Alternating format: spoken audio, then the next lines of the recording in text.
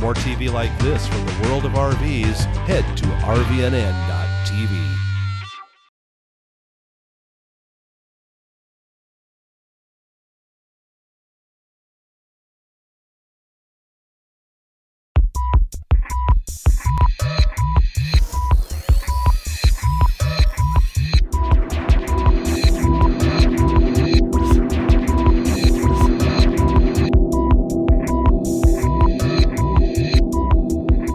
Hey, welcome to Geocaching World with Andy Head Hard Hat Smith, who's right there behind me on the monitor. And Andy is the owner and operator of geosnippets.com, a website that is sort of an educational website for geocaching, for the geocaching hobby. And this is a brand new show, and we are because we know that geocaching is the kind of hobby that kind of goes hand in glove with the RV lifestyle. If you're out there traveling, this makes a great adjunct. Anyway, how are you doing, Andy? It's good to see you finally on the remote. Oh, this is fantastic. Thanks, Dave. Yeah, I think you're absolutely right. There is a huge community with RVers that love to go geocaching, and this is going to fit right in, informative to them so that they know what to look for geocaching, and also a lot of tips and tricks and techniques. And there you go. That's right. And it seemed, now I'm a newbie, but I know like all hobbies, you know, this is or like a lot of hobbies, this is one of those hobbies that kind of you can go as deep as you want into it, can't you?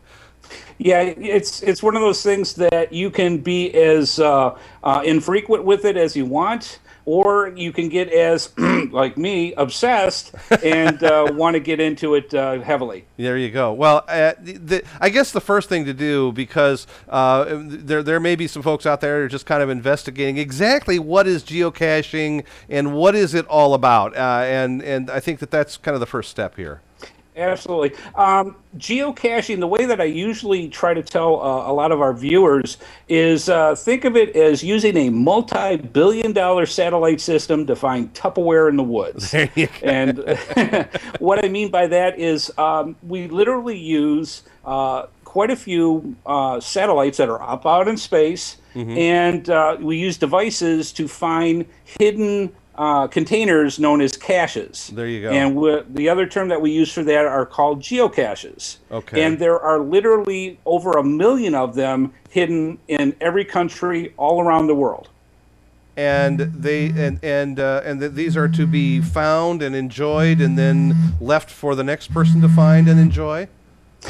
Yeah, what happens with these containers are literally meant to be kept in a single place, and that the person gets the coordinates to find where the location is for any particular geocache, and the idea is to find them. And it's not as easy as you think. Once you find them, there are certain things that you can do with the geocache. There's anything from a logbook in it to trinkets to sometimes treasure. Okay, well, give us a little bit of the history. This is an outgrowth of some other hobbies that are sort of predate the GPS system, or what is this? It's essentially a treasure hunt, and of course that's been going on for a long time, obviously since Blackbeard, I suppose. But the point even is, before that, the point is it actually goes back to at least the way that the legend of it goes back to is a hobby called letterboxing. Okay, which came back all the way to England back into, I believe it was the 1800s. It might have gone back a little further than that. I'm sure the viewers will correct me once they find out.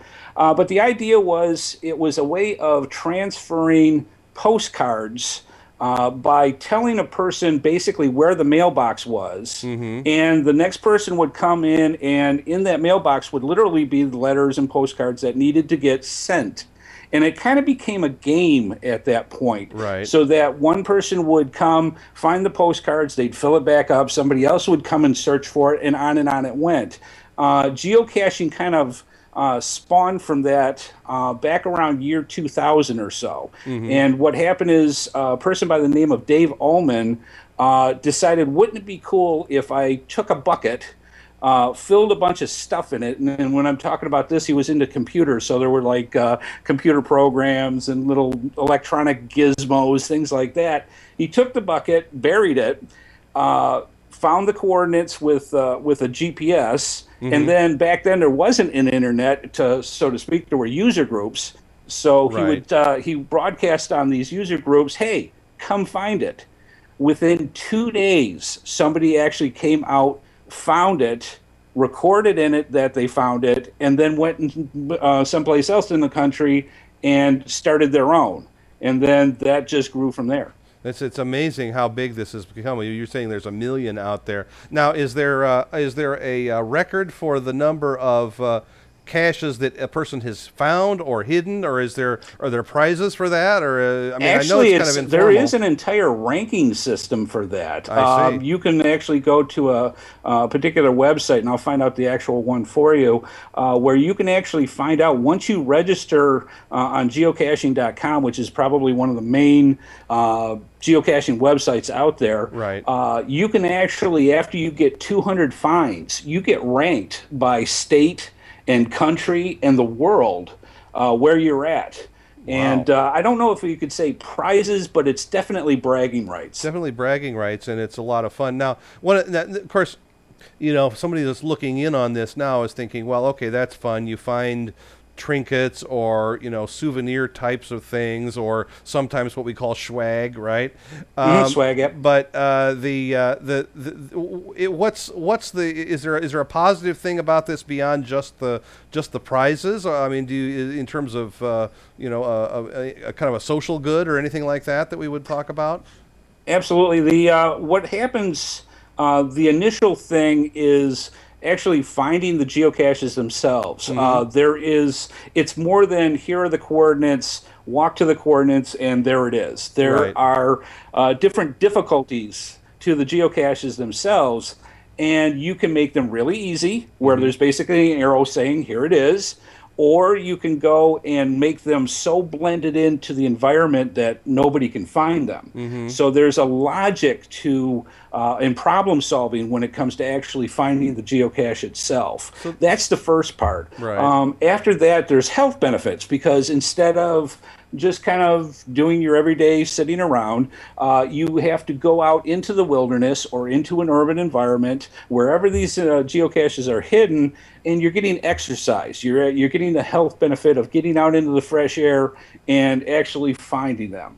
Right. After that, there's a whole social network that is built into geocaching. Right now, there's literally, I believe the last count was about 6 or 7 million geocachers. And keep in mind, this is supposed to be a secret kind of game, and not everybody knows what geocaching is. Right. And yet there's 7 million people all around the world that are, it's a community. There's literally, I can talk to just about anyone on the planet that can understand my language, say geocaching, and you have this instant common bond. That's great. That's great. And of course, the other thing that of course is also always important to our viewers too is that it's a family friendly kind of activity. Not just family friendly, but it's a great family activity.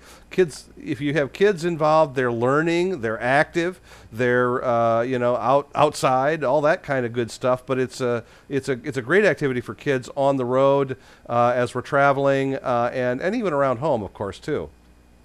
Yeah, it's definitely what we try to believe with and make kind of our creed when it comes to geocaching is that the world is our game board, and we like to keep it clean. So one of the creeds behind geocaching is that when you're going from, say, your car to where the geocache is and back, that you pick up garbage and trash along the way.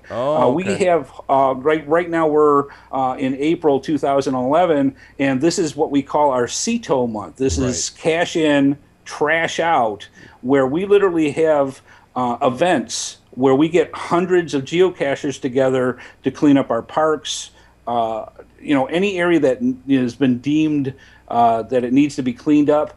We literally get together all around the world and pick up trash. There you go. That's great. Well, okay, we've given you kind of an introduction to the hobby, although well, there's a lot more to talk about here, and I have a feeling that Andy has a few words to say about this. So we're gonna take a short break, and when we come back, we'll have more about what geocaching is all about, how it works, and how much fun it is. So stay with us on Geocaching World. Thanks. Got a question or a comment about geocaching? Send it to geocache@rvnn.tv or leave us a voicemail at 877-578-RVNN, extension 714. Tell us about a cache you especially enjoyed finding, and we may feature it in an upcoming episode. Follow RV Newsnet on Facebook and Twitter, and you can receive text messages to alert you when we're streaming live by texting RVNN to 72727. That way, you can join us live in the chat room, ask questions, and become part of the RV Newsnet family. Remember, any photos or other material submitted to us become the property of RV Newsnet and cannot be returned.